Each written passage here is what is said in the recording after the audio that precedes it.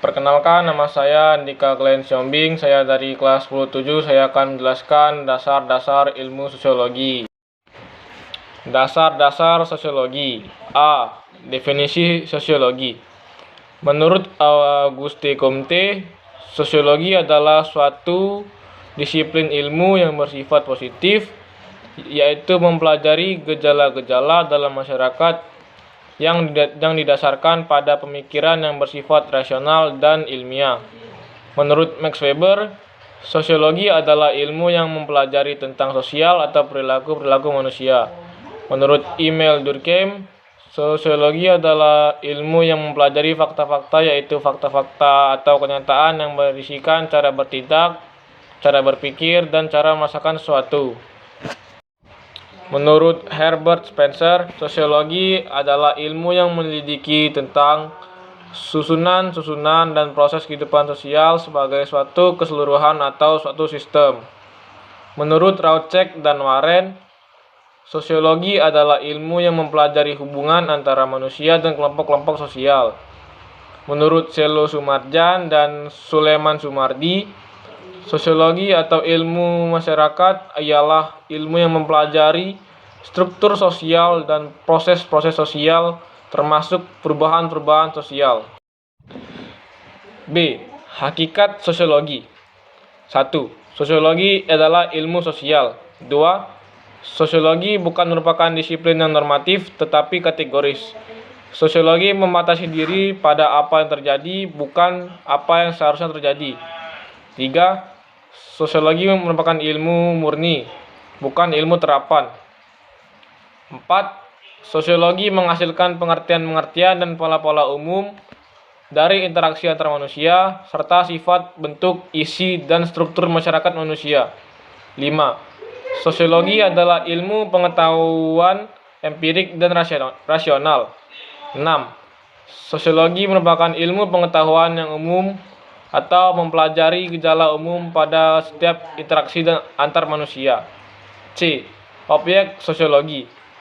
Objek sosiologi adalah masyarakat yang dilihat dari sudut hubungan antar manusia dan proses yang timbul dari hubungan manusia di dalam masyarakat. Masyarakat mempunyai komponen dasar. 1. Populasi atau warga. 2. Kebudayaan. 3. Hasil kebudayaan material. 4. Organisasi sosial, yaitu 1. Warga masyarakat secara individual. 2. Peran-peranan. 3. Kelompok-kelompok sosial. 4. Kelas-kelas sosial, serta pranata atau sistem nilai. E. Konsep-konsep dasar. E1. Proses sosial dan interaksi sosial. Proses sosial adalah cara-cara hubungan yang dilihat apabila seorang atau perorang dan kelompok-kelompok sosial saling bertemu dan menentukan sistem serta bentuk-bentuk hubungan tersebut, atau apa yang akan terjadi apabila ada perubahan-perubahan yang menyebabkan goyahnya pola-pola kehidupan yang telah ada, atau pengaruh timbal balik antara pelbagai segi kehidupan bersama, misal pengaruh mempengaruhi antara aspek sosial dengan aspek politik, politik dengan ekonomi, ekonomi dengan hukum, dan sebagainya. Interaksi sosial. Interaksi sosial adalah proses sosial. 2. Interaksi sosial adalah kunci semua kehidupan sosial. Tanpa interaksi sosial, tidak akan terjadi kehidupan bersama. 3. Interaksi sosial merupakan syarat utama terjadinya aktivitas sosial. 4. Interaksi sosial terjadi ketika seseorang menyadari adanya pihak atau orang lain yang menyebabkan perubahan dalam perasaan maupun syaraf orang tersebut akibat keberadaan orang lain tersebut. 5. Interaksi sosial dapat terjadi antara, yaitu 1. Perseorang-orangan. 2. Perseorangan dengan kelompok. 3. Kelompok dengan kelompok. 4. Perseorangan dengan masyarakat. 5. Kelompok dengan masyarakat. 6. Masyarakat dengan masyarakat. Interaksi sosial terjadi berdasarkan berbagai faktor, yaitu 1. Sugesti. 2. Imitasi. 3. Identifikasi. 4. Simpati.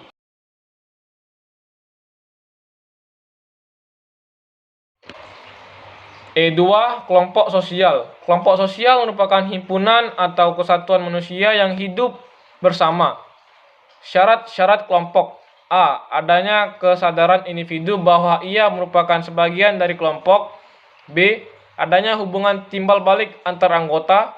C.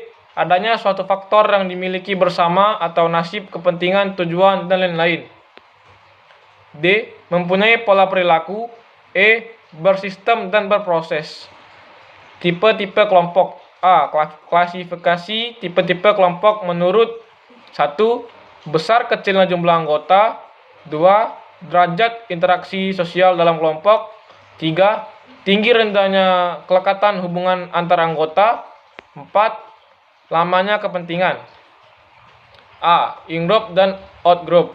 B. Kelompok primer dan kelompok sekunder. C. Paguyuban dan petambayan. D. Kelompok formal dan informal.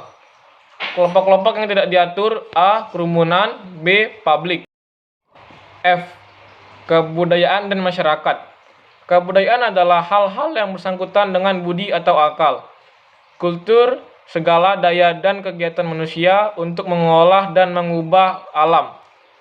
Selo Sumarjan dan Suleman S. Kebudayaan adalah karya, rasa, dan cipta masyarakat. Unsur-unsur kebudayaan. 1. Alat-alat teknologi, sistem ekonomi, keluarga, kekuasaan politik. 1. Sistem norma. 2. Organisasi ekonomi. 3. Alat-alat dan lembaga pendidikan. 4. Organisasi kekuasaan. Unsur-unsur kebudayaan universal. 1. Peralatan dan perlengkapan hidup manusia. 2. Mata pencarian hidup dan sistem ekonomi. 3. Sistem kemasyarakatan, yakni sistem keluarga, orang politik, sistem hukum.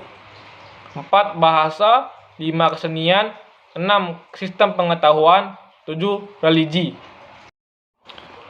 Fungsi kebudayaan bagi masyarakat. 1. Sebagai perlindungan. 2. Sebagai kepuasan. 3. Memenuhi kebutuhan sehari-hari. 4. Sebagai mengatur tata kehidupan. G. Lembaga atau pranata sosial.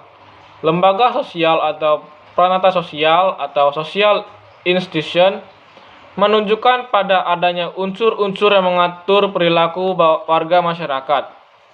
2. Sistem tata kelakuan dan hubungan yang berpusat pada aktivitas untuk memenuhi kompleks kebutuhan khusus dalam kehidupan masyarakat. Fungsi lembaga sosial. 1. Memberikan pedoman bagaimana bertingkah laku. 2. Menjaga keutuhan masyarakat. 3. Memberikan pegangan dalam pengendalian masyarakat. Macam-macam lembaga sosial berdasarkan kekuatan meningkat. 1. Cara. 2. Kebiasaan. 3. Tata kelakuan. 4. Adat istiadat. A. Lapisan masyarakat. Setiap masyarakat senantiasa mempunyai penghargaan tertentu terhadap hal-hal tertentu. Hal ini menempatkan hal tersebut pada kedudukan yang lebih tinggi dan sekaligus kepada anggota masyarakat yang mempunyai hal-hal tersebut. Jika masyarakat memberikan penghargaan terhadap kekayaan, maka masyarakat menempatkan orang kaya pada tempat yang lebih tinggi. Jika masyarakat memberikan penghargaan terhadap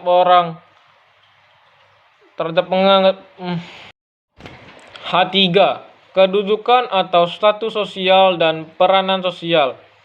Lapisan sosial mengandung dua unsur, yaitu kedudukan status sosial dan peranan sosial. Kedudukan sosial atau status sosial adalah tempat atau posisi seseorang dalam suatu kelompok sosial tertentu. 1. Kedudukan status sosial seseorang dalam masyarakat kelompok sosial dapat diperoleh karena keturunan. 2. Kedudukan atau status sosial seseorang dalam masyarakat atau kelompok sosial yang harus diperoleh dengan usaha yang disengaja. 2. Peranan sosial. 1. Merupakan aspek dinamis dari status sosial. 2. Peranan sosial melekat dengan status sosial. 3. Perilaku atau tindakan atau kegiatan yang harus dilakukan oleh seseorang sesuai dengan status sosialnya. Dalam kehidupan sehari-hari, seseorang biasanya menduduki lebih dari satu kedudukan sosial. karena seseorang masuk dalam beberapa kelompok sosial karena seseorang juga mempunyai beberapa peranan sosial sesuai dengan kedudukan sosialnya. H.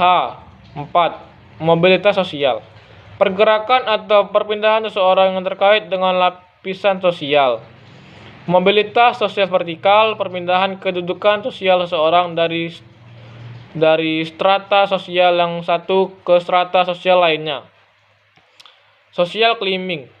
Social climbing yang adalah perpindahan kedudukan sosial seseorang dari strata sosial yang lebih rendah ke strata sosial yang lebih tinggi. Social sinking. Perpindahan kedudukan sosial seseorang dari strata sosial yang tinggi ke strata sosial yang lebih rendah. Mobilitas sosial horizontal. Perpindahan kedudukan dalam satu strata sosial. Dalam lapisan sosial, biasanya terdapat beberapa kelompok sosial dalam satu strata. Dalam dunia kerja, kita mengenal istilah mutasi, rotasi, dan promosi.